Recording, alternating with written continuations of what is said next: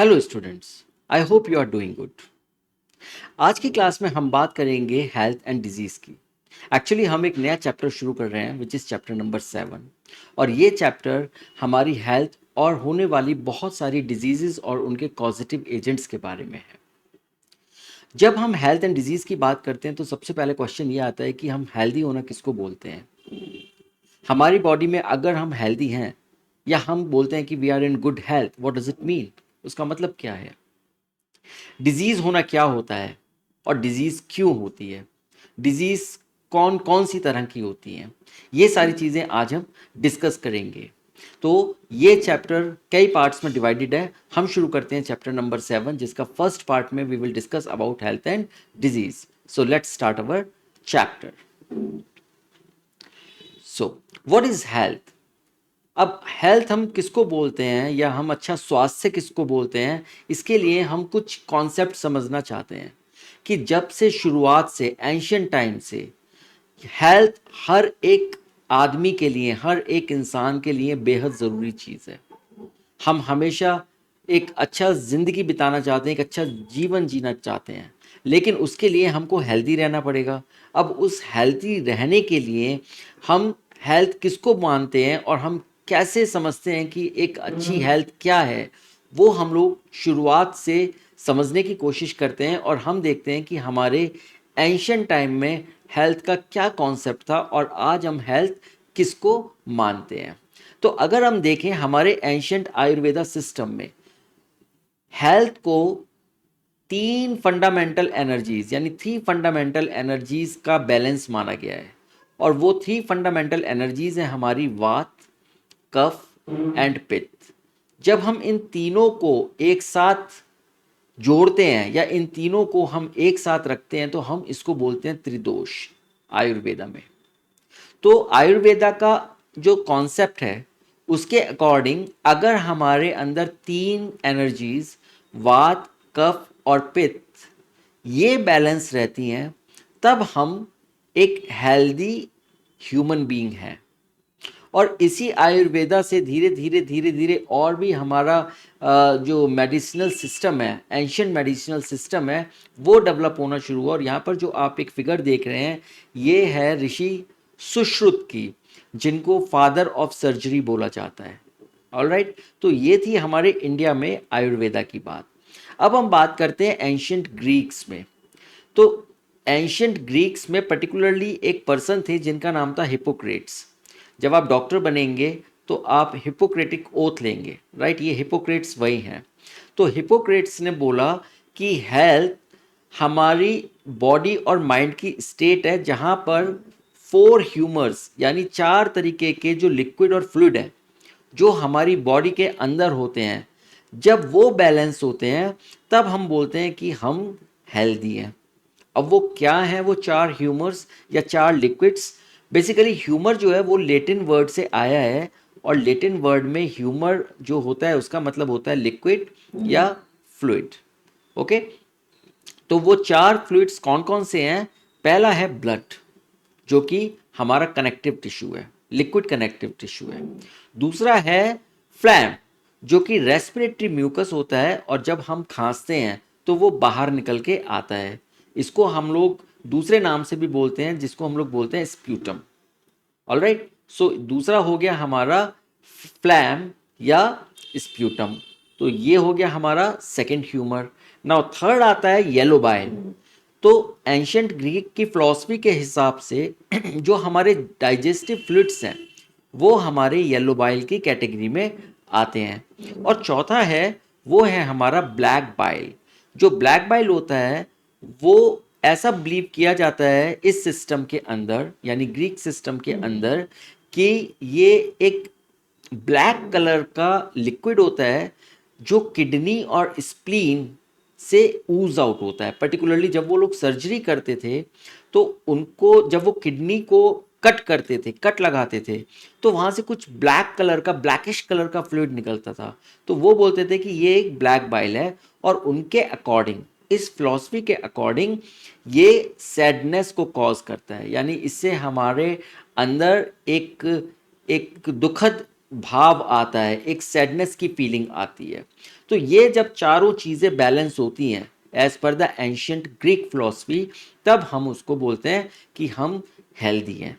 Alright, लेकिन जब धीरे धीरे ये चीज़ें आगे आनी शुरू हुई तो उन्होंने एक नोशन बनाया और उसके अकॉर्डिंग उन्होंने बोला कि जो भी लोग इस ब्लैक बाइल से, यानी जिन भी बॉडीज के अंदर ब्लैक बाइल रिलीज होता है, उनकी पर्सनैलिटी थोड़ा सा हॉट होती है और उनको फीवर होता है। मतलब उनके फीवर उनको लगा रहता है और उनकी पर्सनैलिटी थोड़ी हॉट पर्सनैलिटी होती है।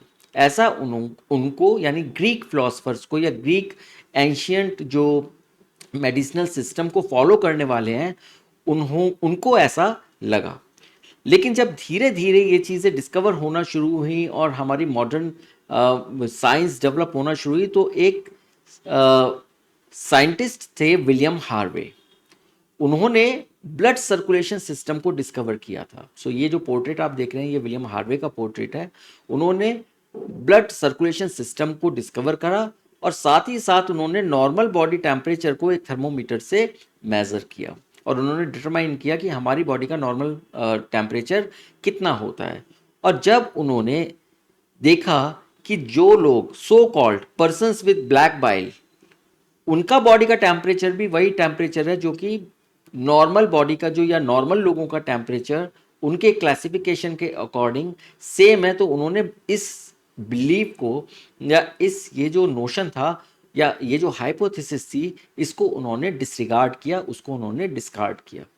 तो इस तरीके से हमारा जो हेल्थ या हेल्दी होने का जो कॉन्सेप्ट है वो धीरे धीरे हमारे जो सोच थी, एंशियंट फिलॉसफी थी, वहाँ से रिफाइंड होते होते अब वो एक्सपेरिमेंटल बेसिस पर आ गया कि जो चीज़ें सामने एविडेंट हैं उसके अकॉर्डिंग हम हेल्दी कैसे हैं, क्या हैं, वो चीज़ें अब ज़्यादा समझ में आने लगी लोगों को और वो चीज़ें ज़्यादा प्रूव होने लगी।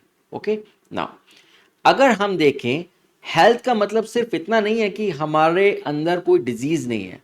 सो health does not simply mean the absence of disease और फिजिकल फिटनेस, कि या फिर हम फिजिकली फिट हैं, उसका मतलब नहीं है, वो हेल्दी नहीं है। हेल्थ होने का मतलब है कि it is a state of complete physical, mental and social wellbeing, यानी ये तीनों डायमेंशंस होने चाहिए तब हम हेल्दी हैं। कौन कौन से डायमेंशंस हैं? एक तो है फिजिकल वेलनेस, हमारी बॉडी फिट होनी चाहिए, फिजिकली फिट होनी चाहिए, राइट। हम जो चाहें वो कर सकते हैं, हमारे अंदर किसी तरीके का कोई ऐसा नहीं है कि हम उठना चाह रहे हैं तो उठ नहीं सकते, सोना चाह रहे हैं तो सो नहीं सकते, भागना चाह रहे हैं तो भाग नहीं सकते। मतलब हमारी बॉडी फिजिकली हमारा साथ देना चाहिए हमारी बॉडी को और वो फिजिकली फिट होनी चाहिए। दूसरा है मेंटल वेलनेस, यानी हमारा जो माइंड है वो बैलेंस्ड होना चाहिए, हमारा माइंड एक्सट्रीम नहीं होना चाहिए, हमारे माइंड के अंदर जो भी चीज़ें हो रही हैं वो कंट्रोल्ड होनी चाहिए। ओके, तो ये है हमारा मेंटल वेलनेस। अब तीसरी चीज़ है सोशल वेलनेस। सो सोशल वेलनेस वाला जो डायमेंशन है इसका मतलब ये है कि वी आर नॉट इंट्रोवर्ट, हम अपनी सोसाइटी में सबसे जुड़े हुए हैं, हमारे रिलेशंस हेल्दी हैं, हमारे जो चाहे हमारी फैमिली के रिलेशंस हों, चाहे हमारे ऑफिस में रिलेशंस हों, चाहे हमारे नेबर्स के साथ रिलेशंस हों, चाहे हमारे फ्रेंड्स के साथ रिलेशंस हों, वो सारे के सारे हमारे एक हेल्दी रिलेशंस हैं। तो जब ये तीनों चीज़ें किसी भी इंसान के अंदर होती हैं या किसी भी इंसान के अंदर ये सारी चीज़ें हम देख पाते हैं, तब हम बोलते हैं कि now we are fully healthy.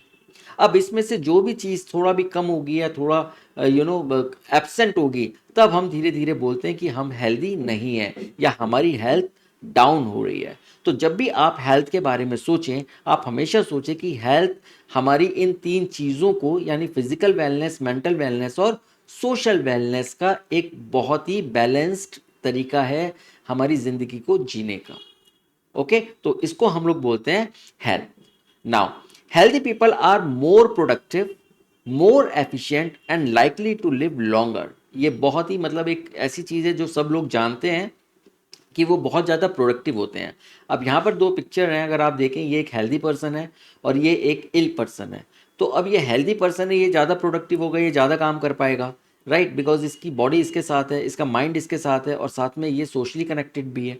लेकिन जो ये पर्टिकुलर पर्सन है, इल पर्सन है, इसकी बॉडी इसका साथ नहीं दे रही है, और इसकी वजह से क्या है कि इसका माइंड भी धीरे धीरे धीरे धीरे हो सकता है डिप्रेशन की तरफ चला जाए, क्योंकि बॉडी में इलनेस है, और या फिर वो उसको नहीं झेल पा रहा है, उसको पेन हो रहा है, जो भी हो सकता है, तो उसका मेंटल वेलबींग और उसका फिजिकल वेलबींग, ये दोनों इस वक्त इम्पैक्टेड है। तो उसकी वजह से क्या है कि उसकी जो सोशल वेलनेस है, वो सोशल सर्किल बहुत लिमिटेड हो जाएगा, केवल जो जानने वाले लोग हैं वही इसको फ़ोन करेंगे या उसके साथ आएंगे या इसके सामने आके इसका हालचाल पूछेंगे, वॉट एवर दैट इज़, लेकिन ये बेचारा खुद घर से बाहर नहीं जा पाएगा, क्योंकि ये वेलबींग नहीं है। तो इसीलिए जितने भी हेल्दी पीपल होते हैं, they are more productive, more efficient, वो ज़्यादा काम कर सकते हैं अच्छे से, and they are likely to live longer, because उनकी जब वो अच्छे से रहते हैं तो उनकी फिजिकल एक्टिविटी भी होती रहती है, उनका मेंटल स्टेट अच्छा बना रहता है, उनकी फिजिकल हेल्थ अच्छी बनी रहती है, उनकी सोसाइटी में एक अच्छे रिलेशंस बने रहते हैं, तो उससे उनको एनकरेजमेंट मिलता है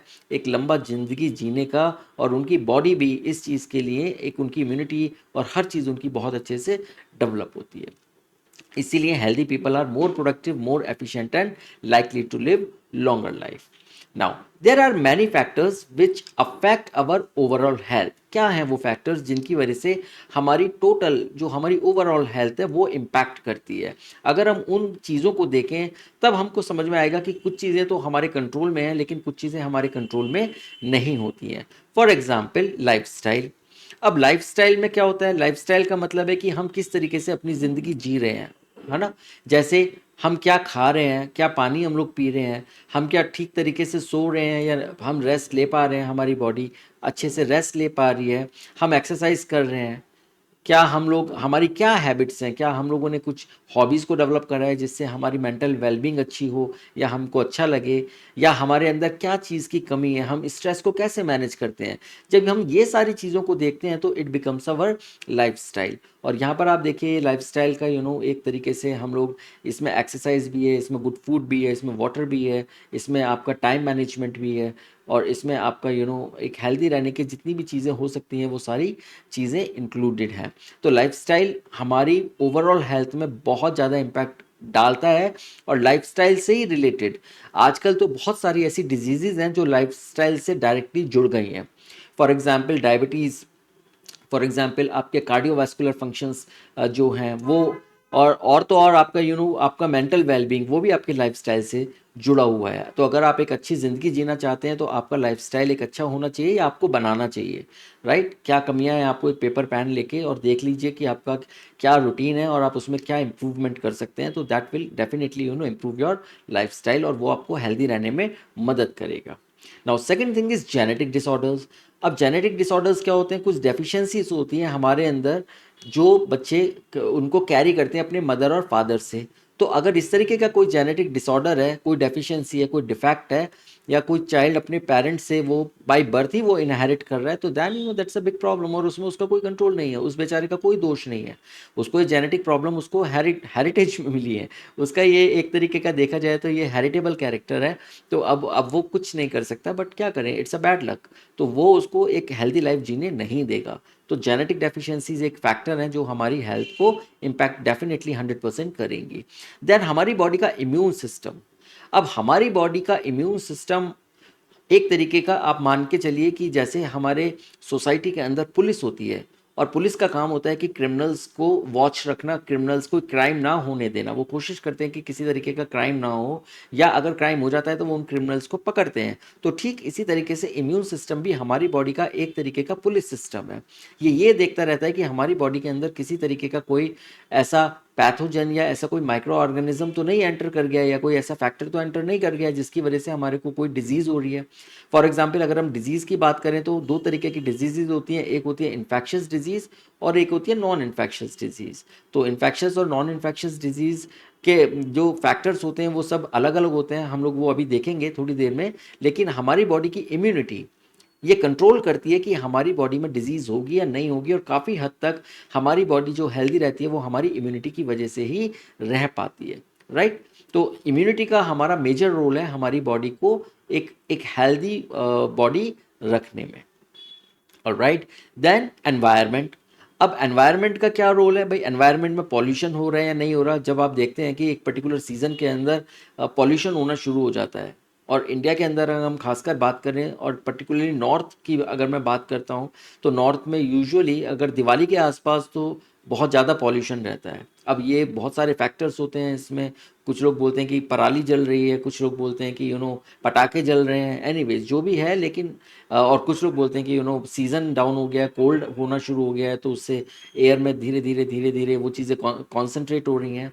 रीज़न कुछ भी हो, लेकिन एयर क्वालिटी उससे डेफिनेटली डिक्लाइन होती है, और उसकी वजह से क्या होता है कि अचानक से रेस्पिरेटरी प्रॉब्लम्स एकदम से बढ़ जाती हैं लोगों के अंदर, राइट। तो वो एक एनवायरनमेंट है का एक रीज़न है। देन क्लाइमेट, अगर आप एक्सट्रीम क्लाइमेट के अंदर रहते हैं, फॉर एग्जांपल कुछ लोग हैं जो कि नॉर्थ में या पोल्स की तरफ रहते हैं, या कुछ लोग बिल्कुल ही हमारे जो इक्वेटर है वहाँ पर रहते हैं, तो ये एक्सट्रीम हॉट और एक्सट्रीम कोल्ड के दो एग्जांपल्स हैं। और अगर आप यहाँ पर रहते हैं तो देन वहाँ के क्लाइमेट के अकॉर्डिंग आपकी हेल्थ ऊपर नीचे हो सकती है। Then exposure to harmful substances, बहुत सारे लोग इस तरीके के काम करते हैं, बहुत सारे जो केमिकल इंडस्ट्रीज़ हो गई, या कुछ इस तरीके के पर्टिकुलर फैक्ट्रीज़ हो गई जहाँ पर टॉक्सिन्स निकलते हैं, टॉक्सिन्स रिलीज़ होते हैं, वो एयर में भी रिलीज़ हो सकते हैं, या वो वाटर के साथ, या वो अलग अलग गैस के साथ किसी भी तरीके से वो रिलीज़ हो सकते हैं। और आप जो लोग वहाँ काम करते हैं या जो उस एरिया में भी रहते हैं, तो वो कॉन्स्टेंटली उसका एक्सपोजर लेते रहते हैं, तो वो एक फैक्टर बन जाता है आपकी बॉडी के अंदर डिजीज़ को डेवलप करने के लिए। कहीं कहीं पर देखा गया है कि बहुत सारी जगह पर कैंसर्स के केसेस बढ़ जाते हैं, बहुत सारी जगह पर एस्बेस्टॉस की वजह से आपके रेस्पिरेटरी प्रॉब्लम्स बढ़ जाती हैं, या फिर कोई पार्टिकल्स की वजह से आपकी रेस्पिरेटरी प्रॉब्लम्स बढ़ जाती हैं, एस्थमा होना शुरू हो जाता है। तो ये सारी चीज़ें ये एनवायरनमेंट पर डिपेंड करती हैं। और अगर आपका एनवायरनमेंट क्लीन है और एक अच्छा एनवायरनमेंट में अगर आप रह रहे हैं, तो वो काफ़ी हद तक आपको हेल्दी रहने में हेल्प करता है। ऑलराइट, तो ये हो गई हमारे एनवायरनमेंट की बात। जब हम बात करते हैं सोशियो इकोनॉमिक फैक्टर, अब सोशियो इकोनॉमिक फैक्टर का हमारे हेल्थ से क्या मतलब है? बिल्कुल सीधा साधा मतलब है, सोशियो इकोनॉमिक फैक्टर में आती हैं चीज़ें। फॉर एग्जांपल, आपकी इनकम क्या है, आप कैसा कमाते हैं, आपके पास कितना मनी है, आपकी परचेजिंग पावर क्या है। अगर आपके पास पैसा ही नहीं होगा तो आप दिन रात दुखी रहेंगे, राइट। आप यही सोचते रहेंगे कि कैसे मैं अपना पैसा कमाऊं, किस तरीके से मैं अपनी फैमिली को सपोर्ट करूं, तो वो चीज़ें आपको हेल्दी नहीं रहने देंगी। देन एजुकेशन, आपका क्या बैकग्राउंड है। अगर आप एजुकेटेड हैं तो आपको पता है कि क्या चीज़ सही है, क्या चीज़ गलत है, आपके अंदर समझदारी आ जाती है एजुकेशन से। आप ये समझ सकते हैं कि आपके लिए क्या सही है, आप ये समझ सकते हैं कि किस चीज़ से आपकी हेल्थ ख़राब हो सकती है, किससे नहीं ख़राब हो सकती है। और एक एजुकेशन आने से सिर्फ आप ही नहीं, आपके साथ रहने वाले लोगों को भी इसका फ़ायदा मिलता है। तो एजुकेशन एक इम्पॉर्टेंट चीज़ है। देन आपके रिलेशंस कैसे हैं, आप क्या घर में ही 24 घंटे बंद रहते हैं, आप क्या सिर्फ फ़ोन के ऊपर ही रहते हैं, आप सिर्फ टीवी देखते रहते हैं, या आप शाम को पार्क में भी जाते हैं, निकलते हैं, आपके बच्चे घूमते हैं, खेलते हैं, या फिर आपके घर में लोग आते हैं जाते हैं। वो सारी चीज़ें मैटर करती हैं। आप भी लोगों के घर जाते हैं, दूसरे लोग भी आपके घर में आते हैं, तो आपको भी अच्छा लगता है। एक सोशल गैदरिंग हो जाती है। कुछ लोग पार्टी एनिमल्स होते हैं, उनको पार्टी करने का शौक होता है, बट एक्सट्रीम में अगर वो पार्टी करते हैं तो वो भी ख़राब है। लेकिन हफ्ते में या 2 हफ्ते में या महीने में अगर 2-3 बार, एक बार लोग आ रहे हैं आपके घर में, या आप भी कहीं पर किसी में जा रहे हैं, तो दैट मेक सेंस। और उससे ये भी पता लगता है कि आपके रिलेशंस कितने अच्छे हैं। तो केवल फ़ोन या व्हाट्सएप तक ही वो चीज़ें लिमिट नहीं कर रही हैं, बल्कि आप एक्चुअली में फिजिकली एक दूसरे को ग्रीट कर रहे हैं, जा रहे हैं, आ रहे हैं, हाल चाल पूछ रहे हैं। वो सारी चीज़ें मैटर करती हैं। तो that is the socio economic factor. Alright, now accessibility to health care, nature, clean surrounding. अब ये एक बहुत इंपॉर्टेंट फैक्टर है आपके हेल्दी रहने में। आपकी क्या एक्सेसिबिलिटी है। आप अगर आप मान लीजिए आपको कोई बीमारी हो भी जाती है, तो क्या आपके पास एक अच्छी सुविधाएं हैं, क्या आपके पास कोई अच्छा हॉस्पिटल है, क्या आप उस हॉस्पिटल की फैसिलिटीज़ को अफोर्ड कर सकते हैं। अगेन ये चीज़ आ गई यहाँ पर इनकम से। तो अगर आप अच्छा पैसा कमाते हैं तो डेफिनेटली आप अच्छे से अच्छा इलाज करा सकते हैं। आप अगर एक अच्छे आपके शहर में एक अच्छे हॉस्पिटल में इलाज करा सकते हैं। आपके पास और ज़्यादा पैसा है, आप हो सकता है स्टेट की कैपिटल में कहीं अच्छे हॉस्पिटल में इलाज करा सकते हैं, आप देश की कैपिटल में इलाज करा सकते हैं। अगर आपके पास बहुत अच्छा है पैसा, आप बाहर जाके इलाज करा सकते हैं। तो इट ऑल डिपेंड्स कि आपकी एक्सेसिबिलिटी कितनी है। और जिनके पास नहीं है, तो वो लोग जो भी उनके पास सामने चीज़ें होती हैं वो उसके अकॉर्डिंग करते हैं। जो लोग हो सकता है कि उनके पास इतना भी पैसा ना हो, तो जो विलेजेस वगैरह में क्या होते हैं कि जो कुछ सो कॉल्ड क्वैक्स होते हैं, जो डॉक्टर बन के लोगों को ठगते हैं और उनका गलत तरीके से इलाज करते हैं, लोग उनके पास जाते हैं क्योंकि उनके पास पैसे नहीं है या वो कम पैसे में इलाज कर देते हैं। तो इट ऑल डिपेंड्स कि आपकी एक्सेसिबिलिटी कितनी है। देन नेचर से आपकी एक्सेसिबिलिटी कितनी है। अब आप कहीं शहर में रह रहे हैं तो शहर के आसपास आप जहाँ रहते हैं, कहाँ आपके घर के सामने या घर के पास कोई पार्क है, और अगर आपके पास पार्क है भी तो क्या आपके पास इतना टाइम है कि आप उस पार्क में जाएं, मॉर्निंग वॉक करें, इवनिंग वॉक करें, खेलें या थोड़ी देर घूमें या स्पोर्ट्स कॉम्प्लेक्स जाएं, वट एवर जो भी आप कर सकते हैं, या आप कोई नेचुरल प्लेसेस पर जाएं, या फॉर एग्जांपल को बहुत सारे लोग होते हैं जो आपके सेंचुरीज़ में जाते हैं, या फिर वो जिनको वाइल्ड लाइफ का शौक होता है तो वो नेचुरल पार्क्स में जाते हैं वहाँ पर। देन क्लीन सराउंडिंग, आपके एरिया कितना क्लीन है, नीट है, वहाँ पर कोई कूड़ा तो नहीं है, कोई ढेर तो नहीं लगा हुआ है कूड़े का। उससे क्या है कि बीमारियाँ फैलने का डर रहता है, खतरा रहता है। या आपका वाटर है, वाटर की पाइपलाइंस इस तरीके से तो नहीं है कि कहीं लीकेज हो रही है, सीवर के साथ उसका मिक्स हो रहा है, वो पानी गंदा घर के अंदर आ रहा है। या फिर कहीं पर ऐसा हो जाता है कि बारिश आती है मानसून में, तो आपका घर कहीं ऐसी जगह पर तो नहीं है कि जहाँ पूरा का पूरा हर जगह पर एक फ्लड हो जाता है, फ्लडेड एरिया होता है, वो सारा का सारा बहुत ही गंदगी फैल जाती है उस दौरान, और बहुत सारे चांसेस होते हैं कि आप आपके एरिया में कोई डिजीज़ फैल जाए। तो वो सारी चीज़ें, अब आप देखिए इसमें कि अगर हम देखें कि हमारी हेल्थ के लिए केवल एक अच्छा शरीर ही ज़रूरी नहीं है, हमारे रहन सहन भी ज़रूरी है, हमारा हम किस तरीके से रह रहे हैं, हमारा हमारा क्या सोशियो इकोनॉमिक फैक्टर है, हमारा हमारा क्या सोशल रिलेशनशिप है, इवन हमारे हमारा एनवायरनमेंट कैसा है, हमारी एक्सेसिबिलिटी कितनी है, सारी चीज़ें अगर हम काउंट करें तब हम बोलते हैं कि भाई ये सारी चीज़ें हमारी हेल्थ पर इम्पैक्ट डालती हैं। तो अगर हमारी सारी चीज़ें ठीक हैं, बैलेंस्ड हैं, तो हम हेल्दी रहेंगे, चांसेस हैं कि हम हेल्दी रहेंगे। और अगर नहीं है तो फिर हमारे चांसेस हैं कि हम बहुत ज़्यादा टाइम तक हेल्दी ना रहें। जब तक हमारी बॉडी यंग है, जब तक हमारे कोई किसी तरीके की कोई प्रॉब्लम नहीं आ रही है, तब तक तो ठीक है, लेकिन जैसे ही हमारी बॉडी एज होना शुरू हो जाती है तो बाकी की प्रॉब्लम्स या अपॉर्चुनिस्टिक इन्फेक्शंस होते हैं वो एकदम से हमारी बॉडी के अंदर घर कर लेते हैं और बॉडी को इल करना शुरू कर देते हैं। ऑल राइट, सो ये तो हो गई हेल्थ की बात, और ये हमारे मॉडर्न कॉन्सेप्ट्स हैं। यहाँ पर हम सिर्फ 3 चीज़ों की या 4 फ्लूइड्स की बात नहीं कर रहे हैं, बट यहाँ पर हम हर चीज़ को इंक्लूड कर रहे हैं, हर चीज़ जो हमारी लाइफ को इम्पैक्ट कर सकती है, हर एक चीज़ हमारे को हेल्दी रहने के लिए ज़रूरी है। ओके, तो ये चीज़ आपको समझ में आई। चलिए अब हम बात करते हैं डिजीज़ के बारे में कि डिजीज़ क्या होती है। सो बेसिकली अगर हम डिजीज़ की बात करें, disease is any abnormal condition affecting any structure or function of the body, and it is usually associated with specific signs and symptoms। तो इसका मतलब ये हो गया कि डिजीज़ जो होती है वो कोई भी abnormal कंडीशन होती है जो हमारे किसी भी बॉडी के स्ट्रक्चर को या किसी भी पार्ट को या उसके फंक्शन को या हमारी पूरी बॉडी को या पूरी बॉडी के फंक्शन को अफेक्ट करती है, राइट। और ये अबनॉर्मल कंडीशन है। अबनॉर्मल मतलब जो नॉर्मल नहीं है, and it is usually associated with specific signs and symptoms. हर एक डिजीज़ के कुछ अपने साइंस होते हैं, कुछ अपने सिम्टम्स होते हैं। फॉर एग्जाम्पल अगर किसी को खांसी आ रही है तो ये देखा जाता है कि उसको रेस्पिरेटरी प्रॉब्लम होती है, राइट। अगर किसी को फीवर है तो ये देखा जाता है कि शायद उसको, या सस्पेक्ट किया जाता है कि उसको इन्फेक्शन हो गया है। ऑल राइट, अगर तेज़ फीवर आता है तो कहते हैं कि उसको बैक्टीरियल हो सकता है इन्फेक्शन। अगर फीवर थोड़ा कम आता है तो हम समझते हैं कि हो सकता है शायद उसको थोड़ा वायरल फीवर है, लाइट फीवर हो सकता है। या अगर उसकी बॉडी में, फुल बॉडी में एक है तो वो एक अलग सिम्टम्स हो सकते हैं। आपके घुटने में दर्द है तो डॉक्टर्स बोलते हैं कि शायद आपको आर्थराइटिस हो सकती है। तो हर एक डिजीज़ के कुछ सिम्टम्स होते हैं और उन्हीं सिम्टम्स के बेसिस पर डॉक्टर्स ये डायग्नोज करते हैं कि क्या प्रॉब्लम है, क्या डिजीज़ हो सकती है, और फिर डायग्नोस्टिक लैब में कुछ टेस्ट करा के उसको कंफर्म करने के बाद उसका ट्रीटमेंट शुरू किया जाता है। ऑल राइट, अगर हम डिजीज़ की बात करें तो दो तरीके की डिजीज़ होती हैं। एक होती है इन्फेक्शियस डिजीज़ और एक होती है नॉन इन्फेक्शियस डिजीज़। जो इन्फेक्शियस डिजीज़ होती है वो एक आदमी से दूसरे आदमी को ट्रांसमिट होती है। इसको हम लोग बोलते हैं कम्युनिकेबल डिजीज़ या contagious disease.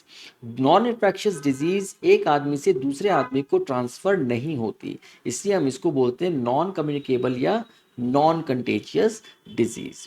Now infectious disease is caused by disease causing micro organisms, for example bacteria और वायरस, और हम इनको बोलते हैं पैथोजेंस। जबकि नॉन इन्फेक्शियस डिजीज़ जो होती है, it is caused by factors like genetics, malnutrition, environment and lifestyle. तो ये जो फैक्टर्स हैं इनकी वजह से हमारी बॉडी के अंदर नॉन इन्फेक्शियस डिजीज डेवलप हो सकती है या होती है.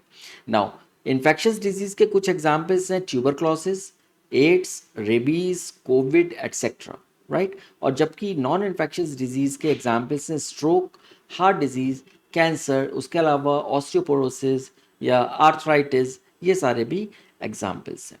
ऑलराइट, तो आपने ये समझा कि हमारी हेल्थ क्या होती है, हमें हेल्दी रहने के लिए क्या चीज़ों की ज़रूरत होती है, क्या वो डिफरेंट फैक्टर्स हैं जिसकी वजह से हमारी बॉडी हेल्दी बॉडी होती है, और डिजीज़ हम किसको बोलते हैं और डिजीज़ कितने तरीके की होती हैं. तो आज की क्लास हम यहीं पर ख़त्म करते हैं. मिलते हैं हम आपसे नेक्स्ट क्लास में. तब तक आप अपना ध्यान रखिए एंड थैंक यू.